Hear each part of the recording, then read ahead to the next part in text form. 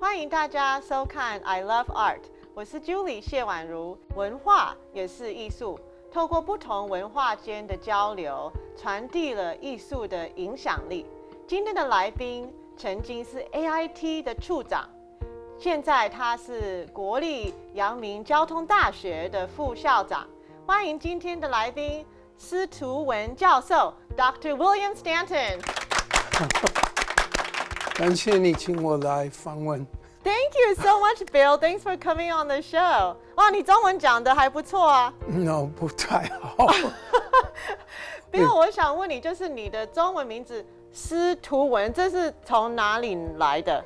我的老师在台湾给我这个名字，是因为我有英国文学的博士，所以他们说文，听是这差不多 William。Yeah， 文，对对，我 William， 对。可是意思是文明文化，对。所以文学，所以他们说这个是合适我的以前的学习。他们也说司徒是好的名字，是因为我应该荣幸这个名字，是因为是有名的，是一个复兴。复兴是从古典的时候，教育官员他们都有这个名字，对，所以他们说司徒文是一个非常好的名字。对啊，听起来很棒啊。对啊，司徒就是有一点像 Stanton。Yeah. It's great. It's a perfect name for you. Good. 你记得我们第一次见面在哪里吗？在有一个 Stanford 大学的活动，对对，就是我们的 Stanford 校友会有一个特别的讲座，然后刚好在我的画廊，对，然后那时候就是第一次见到你。I was like, oh, so happy to meet you. You know, I've heard a lot about you. You know, you've been in Taiwan for many years, and I was like, wow, Bill Stanton is here. You know. 没有那么重要。Yeah, and so Natalie and I, you know, Natalie is my intern from Honduras. You know, we found out about your love for art. 就是你很热爱艺术，你很小就很喜欢艺术。然后我们就是有去你家看到了你的收藏，就觉得哇，好美哦！因为你当 diplomat 就是去很多不一样的国家，然后到那里就会收藏很漂亮的作品。对对，所以你是从10几岁就很喜欢艺术了。我开始说我是一个学生，在德国，我有兴趣对艺术，是因为第一次我买一个作品。哦，在德国。对。So you were like a university student at the time? 19岁。19岁，哇！更早我在high school。High school, yeah， 就是高中的时候。我那个时候我就在新泽西，可是图书馆不太好。But on 53rd Street, there was a branch library, and 你可以进去就看一看所有的书。所以我可以到那儿去，如果有一个应该写一个报告，我可以去研究。可是对面在53的。我就是53 53rd Street 有那个MoMA Museum of Modern Art， 所以那个时候我进去是因为学生可以免费进去，所以我进去我看那个有名的 Guernica，Picasso， 所以一般来说我学习以后我总是到那个美术馆我可以看一看那个艺术。所以我那个时候我是差不多15岁。所以你这么年轻就对艺术很有兴趣。对啊。15岁的时候就是你那时候住在 New Jersey， 然后你会搭那个公车去纽约。我很近，我就是河流对面。Yeah. I could go very quickly to New York, 15, 20 minutes by bus. Nice.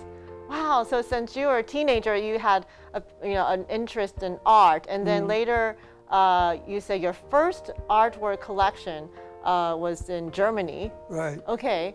Well, 是因为我要给我的爸爸的哥哥一个礼物，是因为他给我足够钱，每一个月我可以生在德国。How nice. Okay. So when I was leaving Germany, I was at an exhibit and I saw this watercolor of the cathedral, which was the sort of the outstanding landmark in Freiburg and Breisgau. Oh, nice. And 所以我决定我要卖给他。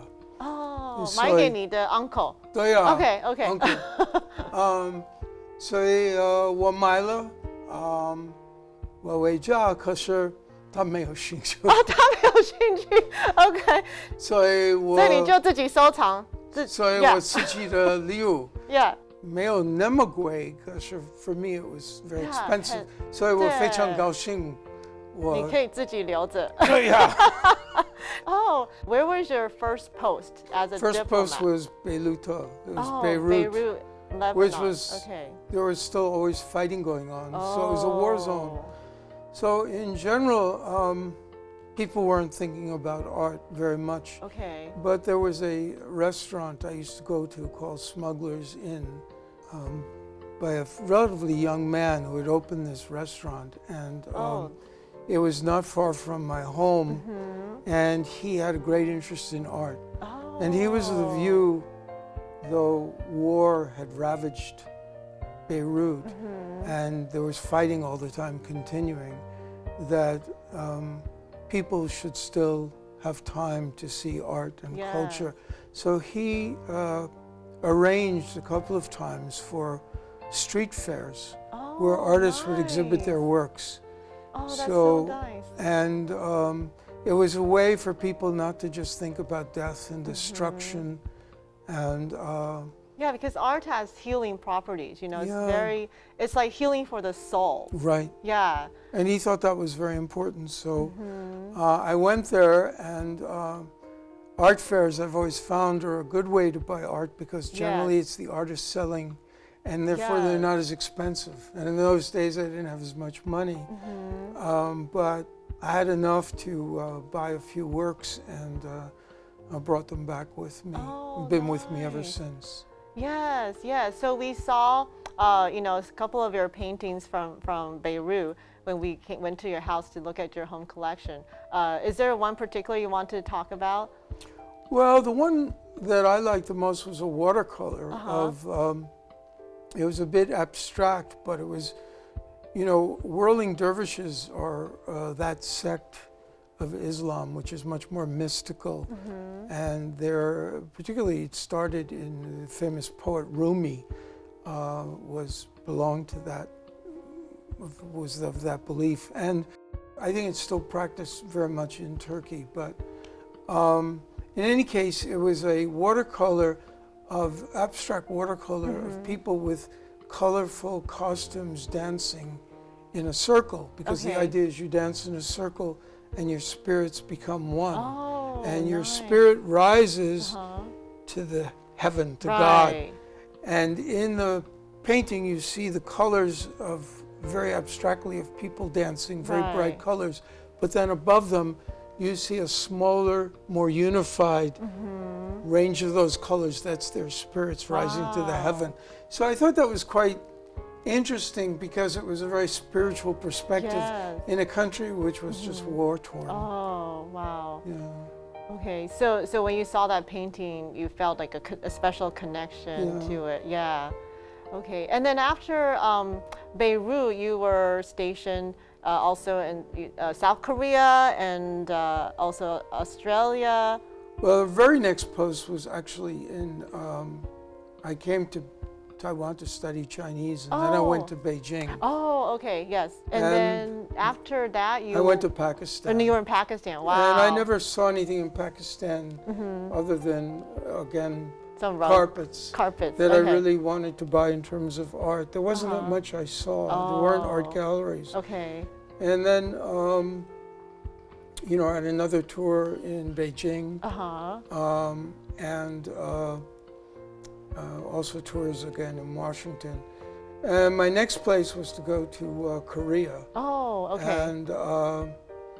And there, you know, one of the paintings that you saw. Right, the photography, yeah. You know, it looks like photography, but it's actually extremely realistic art. Oh, wow, it's an oil painting. It's an oil painting of stones. And the reason I liked it was, you know, you're in Korea and there's north-south conflict all the time. And we had some rough times there because we were importing American beef. And there were hundreds of thousands of people in the street protesting against, you know, American beef. And although they eventually accepted it, but, you know, the city of Seoul is also very active. And this painting was so calming. It was stones in a stream, and I thought this would be a great painting to have as sort of a reminder of a soul that wasn't the soul I saw. Right, yeah, because that piece is very meditative. Right. You know, it's almost like very zen and serene and calm, which is a contrast, you're saying, to what was actually happening in the city. Right. Okay. Yeah. Wow. Yeah, so that's, again, you know, art has, you know, special powers to heal and to calm the soul and mind. So, yeah. And after Korea, then you were I went to Australia. Okay. It seems like you have a lot of paintings from Australia. Yeah, I did. Well, because by that time in my career, frankly, I had a little bit more money. Oh, yes. Okay. I was living in Canberra, which is the capital, but it's a very quiet town, but they had a lot of exhibits. And there were a lot of amateur painters there, but there was also a lot of art fairs where there were, you know, expert painters. Right. And I went to both of them. And when I saw things I liked, I also had enough money that I could buy them. Yeah, I love the pieces you collected because they have this very warm tone, you know, like the reds and then the soft blue. And yeah, it looks really beautiful. Yeah. The Although colors. one that I bought was not because it was, it had the red and the blue. But the reason I bought it was because it was called Chasm. And it made me think of the political situation in America.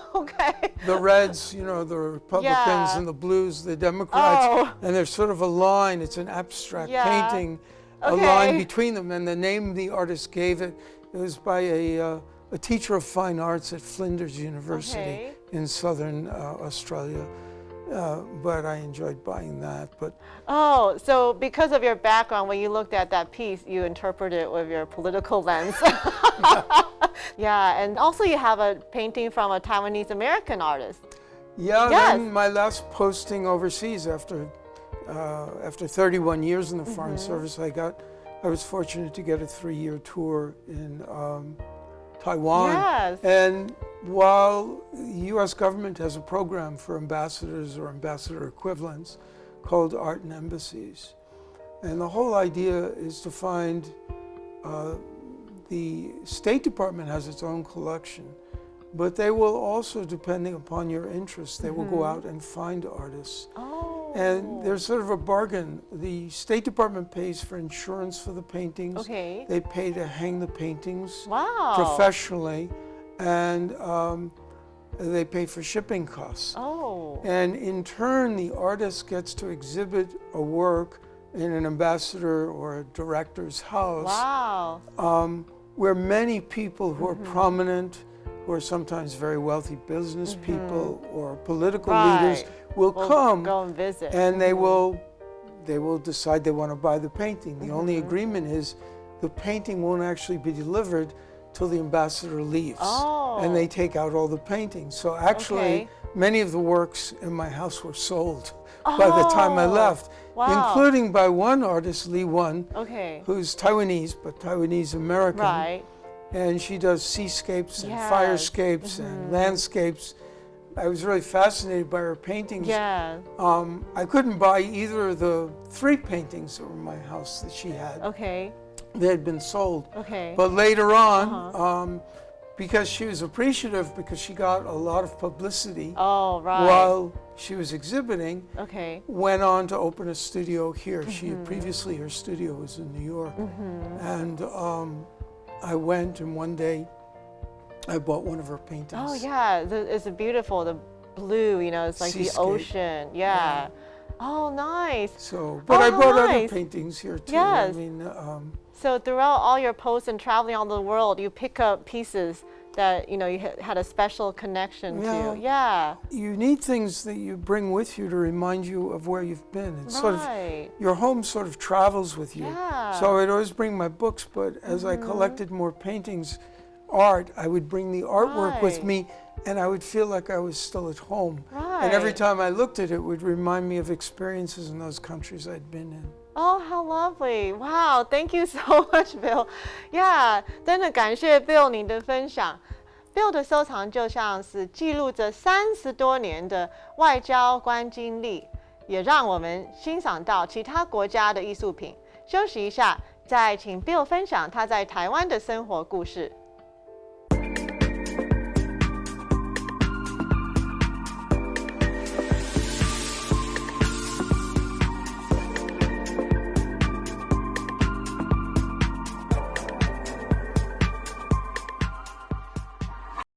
欢迎回到 I Love Art。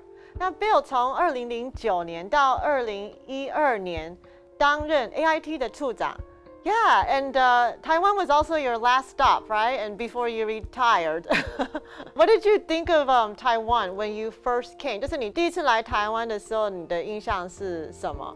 Well, the first time I came was actually back in 86, 87 for 10 months to study Chinese on Yangmingshan. And it was a unique time because my first daughter was born in Taipei at Taiyan Yuan. So, I have very pleasant memories then, but Taiwan, relative to what it was when I returned in 2009, was really, it was a poorer place.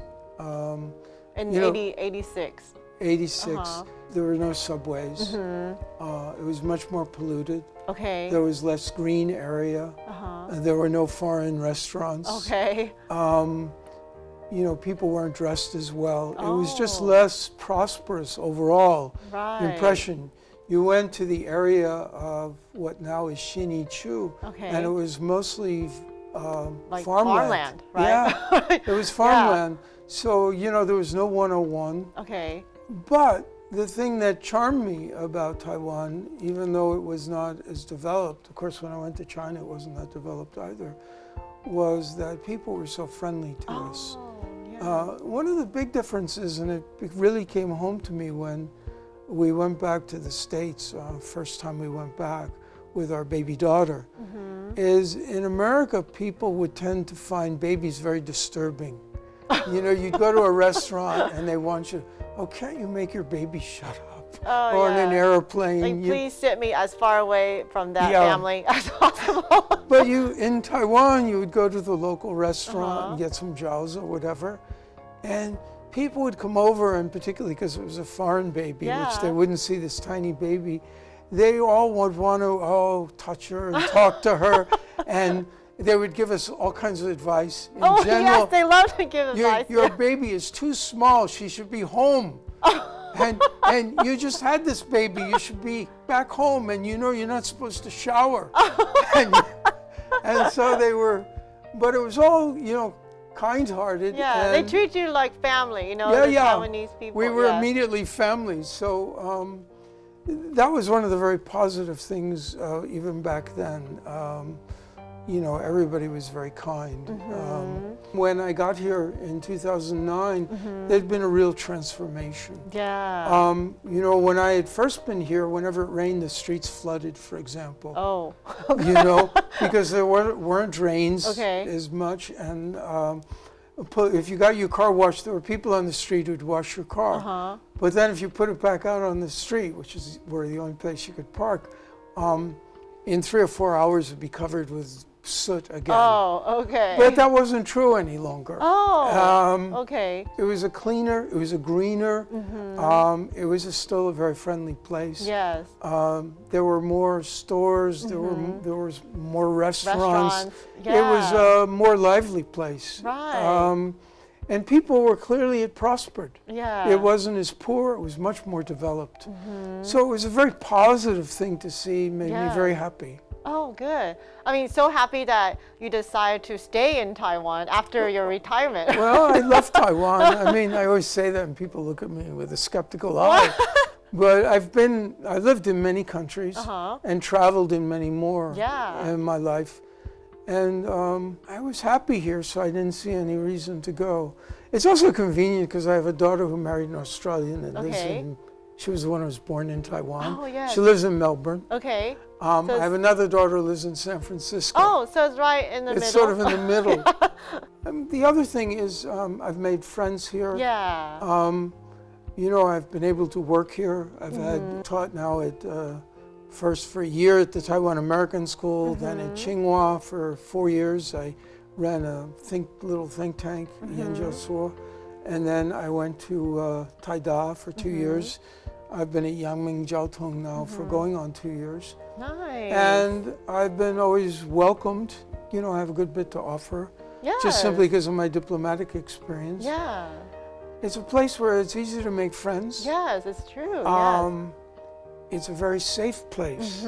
I saw that even earlier when I was at AIT as AIT director, but my daughters would visit me and they would go to Shinichu clubs at night. I never worried about them. They never got harassed by anyone. They never got, they never got followed. You know, it wasn't like, potentially New York City or any other big American city. And the people here are so honest. Like if you drop your wallet, someone will pick it up for you. And hey, you dropped your wallet. Yeah, well, I found out because I don't know, I'm becoming the forgetful professor. I have left in the back seats of cabs. I've left my cell phone, 2 bottles of wine, my iPad.